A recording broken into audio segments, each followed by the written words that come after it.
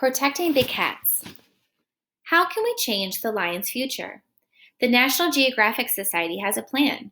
It gives grants or money to people who have new ideas to protect lions. It gave a grant to Ann Kent Taylor. She grew up in Kenya. She knows the Maasai people. She knows that they don't kill lions for fun. They usually kill lions to protect their livestock and to survive. Taylor also knows lions. She knows they don't attack livestock for fun. They kill cows to feed their pride and to survive. She has watched the conflict grow between herders and the lions. She wanted to find a way to help the people and the lions, so Taylor started to think of ways to fix the problem. Better bomas. Taylor soon realized there was only one way to keep lions and livestock safe: keep them apart. The herders tried to do that with the bomas. To build a boma, they dig thorny branches next to one another. Then they tie the branches to make a round pen. Some bomas have roofs too. A boma may seem like a safe place. It's not. Lions can get past the thorny branches. They use their claws to look for weaknesses in the wall. Sometimes they leap over the branches. Taylor studied the bomas. She spoke with the herders and asked a lot of questions. Over time, she came up with a simple way for the Maasai to build a better boma. Fixing fences. One day, Taylor watched a group of herders build a new boma. They used her idea. First, they set up the thorny branches. Then came to the new part. They wrapped a wire fence around the boma. Thwack, thwack, thwack, they hammered the wire into place. That night, the herders put their cows in the new boma. Then they waited. They watched as the sun set. Soon, hungry lions showed up. The lions tried climbing over the fences, but they couldn't. They tried clawing their way through their new fences. They couldn't do that either. Nothing the lions tried worked. Discouraged, the lions left to look for easier prey. The Maasai let them go unharmed. The cows were safe, so were the lions. Other predators. The good news spread quickly. Taylor bought more wired fences. More Maasai built better bomas. The wire fence worked. It kept the lions out. It kept other predators like leopards and hyenas out too.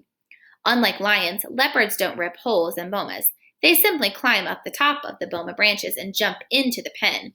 Yet for some reason, leopards don't like the feel of the wire. It spooks them, so they don't climb up the bomas that are wrapped in wire. Hyenas have a different way of getting into the bomas. They don't climb over the fence or rip holes in it. They simply wait for the lions to break the fence. Then the hyenas slip through the hole and have a feast too. Hyenas kill 10 times more livestock than lions. Now that the lions can't break through the wire fences, the hyenas are out of luck too. Keep out. Hyenas don't always wait for lions to do the work though. One night, a herder woke up to hear his sheep and goats crying. It sounded like they were under attack. He raced to his bomas. He was worried about what he would find. He had built his boma in an open field. There wasn't much wood around, so he spaced out the few branches he found. He stretched the wire around him. It was easy to see the sheep and goats through the big gaps in the branches. He hoped his livestock would be safe. When the herder got to his boma, he couldn't believe his eyes. He saw a clan of hyenas racing toward the fence. They ran at a top speed. Wham! Wham! They hit the wire fence and bounced back. They couldn't see the fence.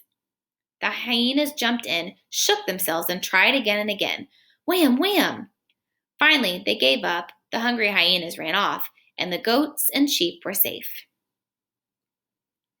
Predator puzzle. Taylor felt good. The wire fences seemed to be working. Lions had stopped eating the herders' livestock. The Maasai who had put their wire fences around their bomas had stopped killing lions. Then something bad happened. One morning, a herder discovered many of his goats and sheep dead. He had a wire fence around his boma. No lion, leopard, or hyena could have attacked the animals. Yet something had killed his animals overnight. Maybe a wire fence wasn't the solution. Taylor couldn't figure out what had gone wrong. She worried. Then, on a visit to another boma, she found a clue. She saw a small animal trying to dig its way into the boma. The animal had been trying all night.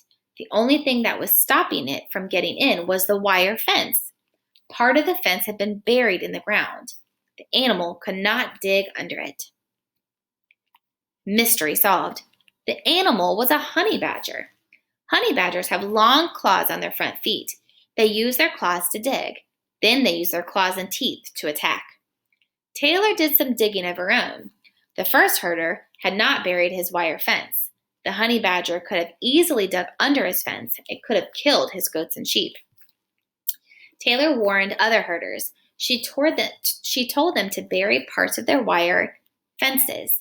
Now nothing could get through them, not even honey badgers. Taylor's idea seemed simple. Put wire fences around the bomas to keep predators and livestock apart. Now 200 bomas have wired fences, and predators have not broken into any of them. The fences reduced the conflict. Both lions and the Maasai herders are better off today. That doesn't mean that lions are out of danger, though. The opposite is true. Lions are still at risk from hunters and diseases. They continue to lose their habitat. Taylor's idea solved part of the problem.